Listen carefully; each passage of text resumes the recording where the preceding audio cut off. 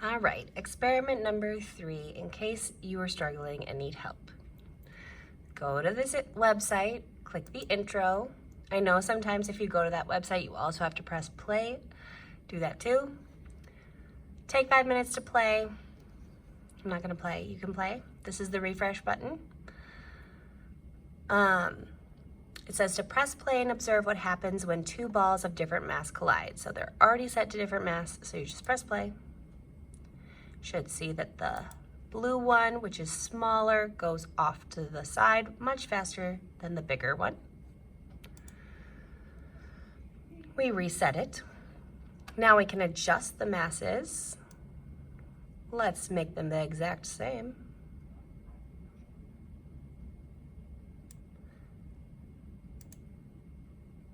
This time the red one seems to go much faster. Let's make the blue one bigger. And the red one goes much faster.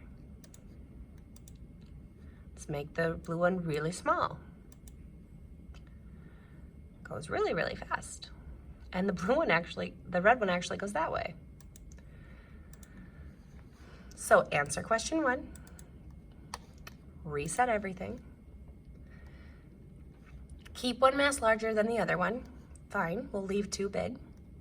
Now we're going to adjust speed. You can either do this manually by pulling, or if you press more data, you can actually adjust it down here by clicking. The arrows just help you see visually that this is much bigger than that. Right now it's about double. So that was our original thing. I'm gonna reset it. Let's make them the same speed. So we're gonna go down 5.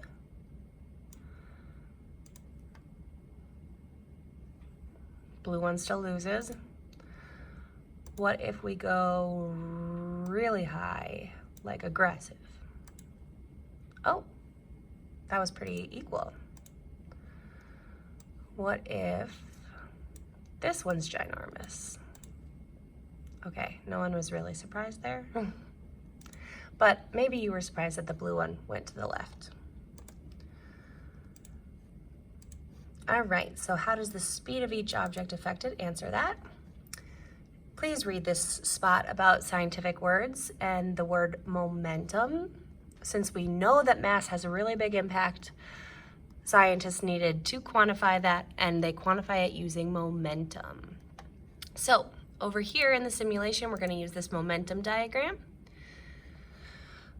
Adjust the balls to see how the momentum changes. So if I adjust this velocity, the 1 arrow seems to be changing, but not the 2 arrow, it's just moving. If I adjust this velocity, the 2 arrow moves, not the 1. If I adjust the mass, the 1 moves, or the 2 moves. So they seem to be showing me something about the ball and its mass and its velocity.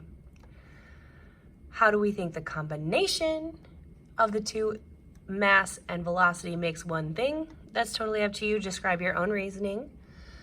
We're gonna press play on a few different combos. Let's start with the first one just as a refresher. Here's what the momentum diagram looks like. Afterwards, the momentum diagram changed, but this stayed the same. Let's go back and change the mass. So again, I'll do equal masses. The 1 arrow is much bigger. And then it switched. Let's do same mass, relatively same speed. I think those are kind of similar. And then, ooh, the arrows are similar. And then this is what we get afterwards. Let's do small guy.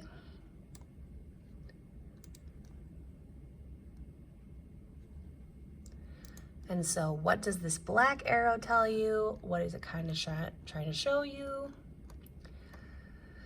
The next part, we're gonna need the more data, which I already showed you. You can leave the momentum diagram up if you want it. You don't need it. We're gonna use these numbers though, and we're trying to figure out how these numbers get made.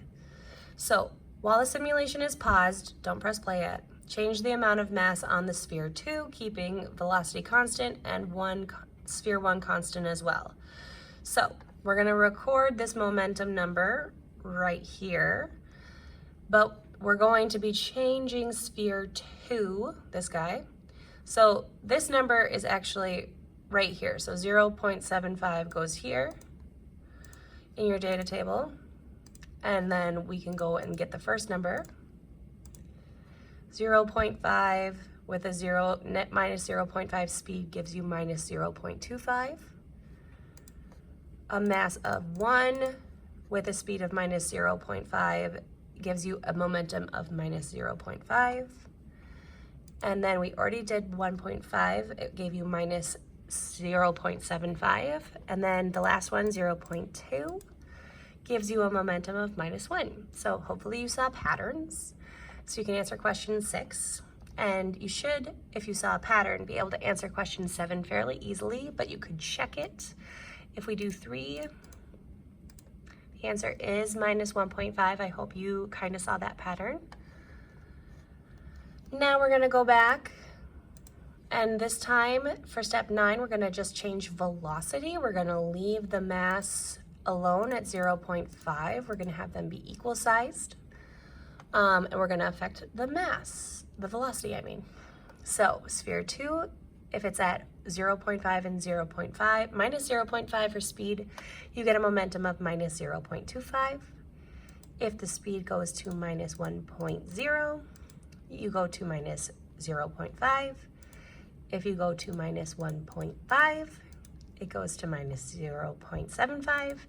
And if you do minus 2.0, you get minus 1. So, did the velocity have the same impact? Hopefully you know the answer to that after looking at this. What would be the momentum if I were to change the speed to minus 3 meters per second? I guess you should know that by now.